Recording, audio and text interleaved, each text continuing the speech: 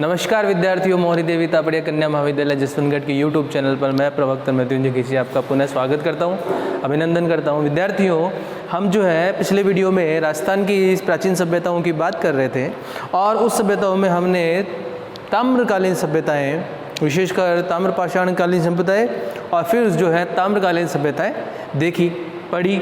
इसके पश्चात जो है आज हम बात करते हैं बालाथल।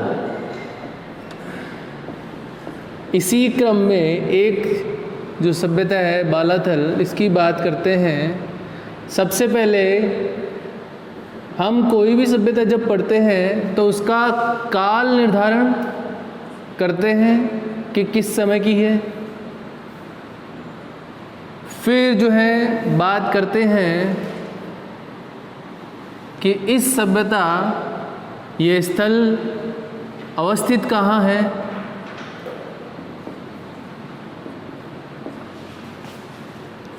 किस श्रेणी में गिनी जाती है और खोजकर्ता या उत्खननकर्ता कौन है। ठीक है,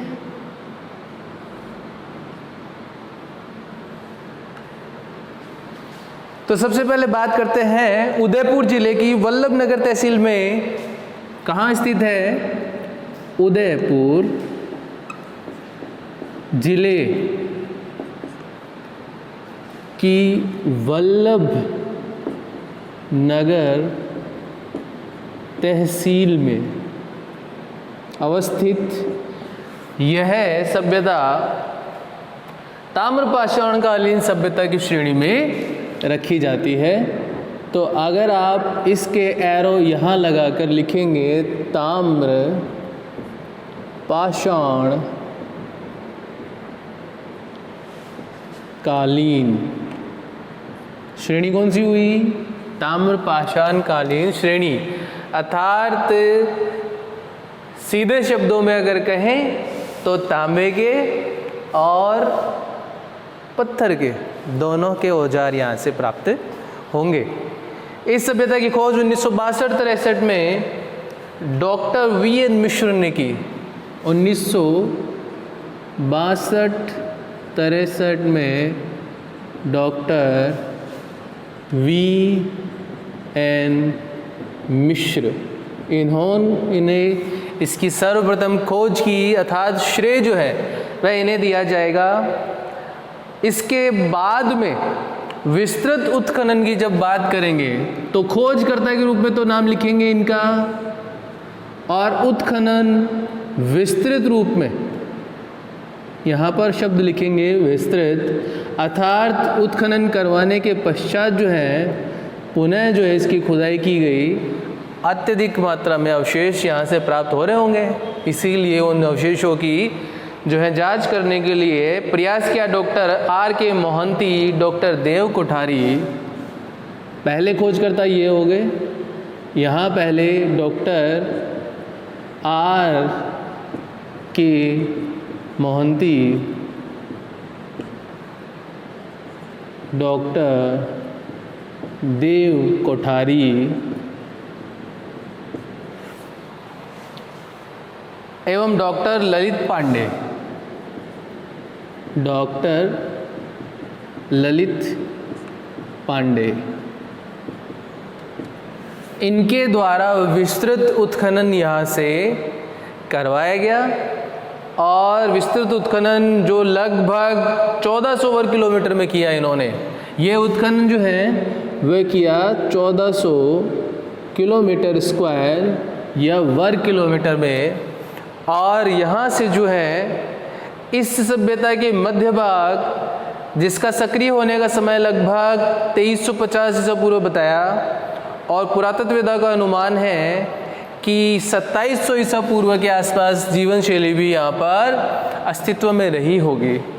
तो आप अगर इस सभ्यता के मध्य भाग, प्राचीन भाग और आधुनिक भाग की बात करेंगे तो लगभग 2350 से 2750 ईसा पूर्व के आसपास क्या जानकारी दे रहे हैं इतिहासकार? ये जानकारी दे रहे हैं कि यहाँ से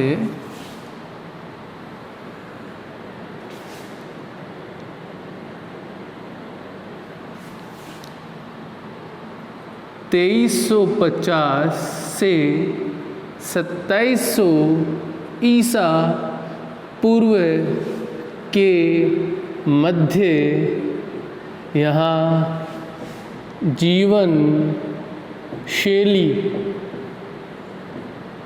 देखी गई। ठीक है विद्यार्थियों, आप एरो को अगर सही पढ़ते हुए चलते हैं तो आप जो है वह पूरी जो फॉर्मेट है, अगर बात करते हैं पूरी जो बिंदु है उस बिंदु को समझते हुए चलते हैं। और अगर एरो को कनेक्ट नहीं कर पाते तो इससे जो है आपके ये समस्या हो जाती है कि यहाँ पर ये एरो किस चीज़ को डिनोट कर रहा है। तो बालादल के जो स्थल है, इस स्थल के हमने एरो लगा कर लिख रखा है ताम्रपाषाण कालीन स्थल है। दूसरा एरो हमने लगाया इसका काल निर्धारण की बात की, तो काल निर्धारण जो है वह 2350 से आप 2700 ईसा पूर्व लिख सकते हैं। ठीक है, किसी भी स्थल की बात करते हैं तो वह कहाँ स्थित है यह जानना आवश्यक होता है। तो यह जो है वह उदयपुर जिले की वल्लभ नगर तहसील में स्थित है। यहाँ जो स्टार है, स्टार एक एक बिंदु को आइडेंटिफाई करेंगे। और इसके बाद में खोजकर्ता, पहले खोजकर्ता डॉक्टर वीएन मिश्र हैं और विस्तृत उत्खनन करवाने वाले डॉक्टर आर.के. मोहंती, डॉक्टर देव कोठारी, डॉक्टर ललित पांडे। ठीक है, अब बात करेंगे कि यहाँ से प्राप्त क्या हुआ है, अवशेष। तो अवशेषों की बात करेंगे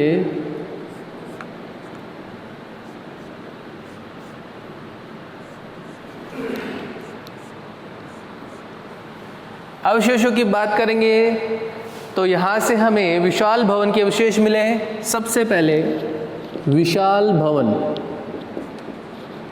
भवन जो है वह जानकारी देंगे आपको या तो सामूहिक रूप से रहन सहन की, या जानकारी देंगे आपको सामूहिक रूप से किसी भी कार्य को संपादित करने की। ठीक है, और यह जानकारी देंगे कि किसी व्यक्ति के द्वारा यहाँ पर बहुत ही संपन्नता का जीवन जिया गया है। इसके अलावा इस भवन में 11 कमरे हैं। इस भवन में 11 कमरे हैं और एक दुर्ग जैसी इमारत के अवशेष भी मिले हैं। एक दुर्ग जैसी इमारत के अवशेष भी मिले हैं। यह जानकारी देंगे जो कि मैंने पहले बताया कि संपन्न व्यक्तियों के द्वारा यहाँ पर जीवन जिया गया है। एक जानकारी दूसरी कि हो सकता है यहाँ पर ये भवन जो इमारत के रूप में दिखाई दे रहा है ये मुखियाई सभ्यता के मुखिया का रहा हो। इसके अलावा बात करते हैं तो यहाँ से अधिकांश उपकरण तांबे के मिले हैं और उपकरण जो हैं वह मुख्यतः तांबे के, और इसके अलावा जो यहाँ से हमें औजार या आभूषण प्राप्त हुए हैं, आभूषण, यह भी मुख्यतः तांबे के, तांबे या ताम्र के। ठीक है, आगे बढ़ते हैं। यहाँ के निवासियों को कृषि, शिकार और पशुपालन तीनों की जानकारी थी। तो अगर आप आजीविका की बात करते हैं, आजीविका, तो आजीविका में कृषि, शिकार एवं पशुपालन तीनों की जानकारी यहाँ से मिलती है। तो जाहिर सी बात है, मनुष्य की अगर आप बात करेंगे तो शाकाहारी और मांसाहारी दोनों प्रकार के मिलेंगे। तभी शिकार की जानकारी भी मिल रही है और कृषि की जानकारी भी मिल रही है। और पशुपालन तभी आवश्यक है जब आप मांसाहारी जीवन जो है उसमें अपना व्यतीत कर रहे हैं, तो पशुपालन जो है उसकी भी जानकारी यहाँ से मिल रही है। अब कृषि की बात करते हैं तो कृषि में गेहूं, मूंग और सरसों, गेहूं, मूंग एवं सरसों यहाँ की प्रमुख फसलें मानी गई हैं। तो विद्यार्थियों देखेंगे कृषि की जानकारी मिल रही है, कृषि की जानकारी मिल रही है तो कृषि के अंदर कोई भी फसल जो है उत्पादित करेंगे। उत्पादित फसल में गेहूं और मूंग दोनों होने की वजह से यह अंदाजा लगाया जा रहा है कि ये फसलें जो हैं वह खाद्यान्न के रूप में उत्पादित की गई है। और सरसों जो है वो खाद्यान्न के रूप में भी और व्यापारिक फसल के रूप में भी गिनी जाती है। तो हो सकता है जो है व्यापारिक फसल के रूप में भी सरसों का उत्पादन किया हो। यहाँ से जो मृद भांड मिले हैं वो पॉलिशदार मिले हैं। अब जब बात करेंगे सामाजिक जीवन की, तो सामाजिक जीवन के अंदर बर्तन जो है वह आवश्यक है, और बर्तन आवश्यक है तो ये आजीविका के परिचायक के रूप में जो बर्तन है या जिनको आप मृद भांड कहते हैं, ये मृद भांड चमकदार मिले हैं। चमकदार मृद भांड जो है वह आपको ये जानकारी देंगे कि इस पर जो है खुरदरी दीवार है और चिकनी दीवार भी इनकी मिलती है। तो इसके अलावा जो बर्तन है या मृद भांड है, इनकी जो सतह है वह खुरदरी या चिकनी दोनों ही मिलती है। तो बर्तनों पर जो है लेप किया गया है, अवलेप किए जाने के कारण उनकी जो सतह है वह चमकदार दिख रही है। और यहाँ से लोहा गलाने की भट्टी के अवशेष भी प्राप्त हुए हैं। जो हैं बर्तन के अलावा अगर बात करते हैं तो यहाँ से अवशेषों में लोहा गलाने की भट्टी के अवशेष भी प्राप्त होते हैं। विद्यार्थियों अगर आप पशुपालन की बात कर रहे हैं तो पशुपालन में बैल और कुत्ते की जानकारी मिल रही है और इनकी मृण मूर्तियाँ भी प्राप्त हो रही हैं। तो इसी क्रम में ये मृण मूर्तियाँ कुत्ते व बैल की प्राप्त हो रही हैं। विद्यार्थियों बैल जो है वो सिंधु घाटी सभ्यता का प्रमुख पशु रहा है। समय देखेंगे तो सिंधु घाटी सभ्यता के समय से कहीं ना कहीं समानता रख रहा है। तो इसका मतलब यह हुआ कि यह सभ्यता सिंधु घाटी सभ्यता के समकालीन सभ्यताओं में गिनी जाती है। और बुने हुए वस्त्र के अवशेष जो है वो बैराट के अलावा यहीं से प्राप्त हुए हैं। एक बहुत ही महत्वपूर्ण बात कि बुने हुए वस्त्र के अवशेष बैराट के बाद यहीं से प्राप्त हुए हैं।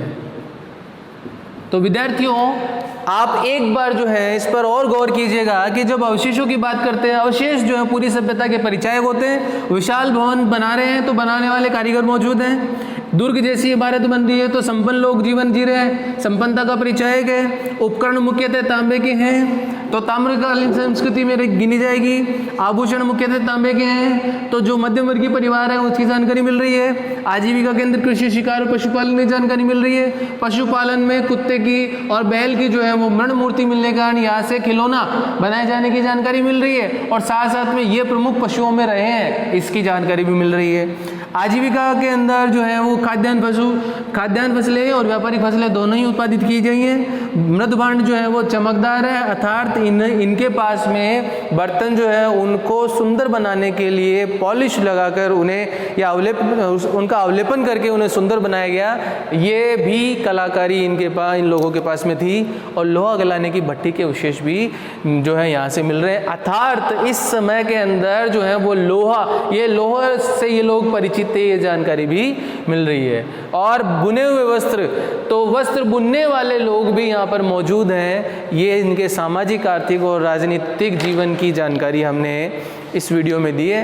विद्यार्थियों, एक छोटी सी सभ्यता है बालाथल, लेकिन कंपटीशन एग्जाम में ये कहीं पूछ लेते हैं, तो आप इनको जो है इस वीडियो में बहुत अच्छे से मैंने समझाने की कोशिश की है। उम्मीद करता हूँ आपको ये पसंद आई होगी, और आगे भी जो है हम इस सभ्यता के राजस्थान की प्राचीन संस्कृति के कुछ स्थल हैं जो है अभी शेष हैं, पढ़ाने शेष है, तो उनको हमारे नेक्स्ट वीडियो में देखते हैं। धन्यवाद।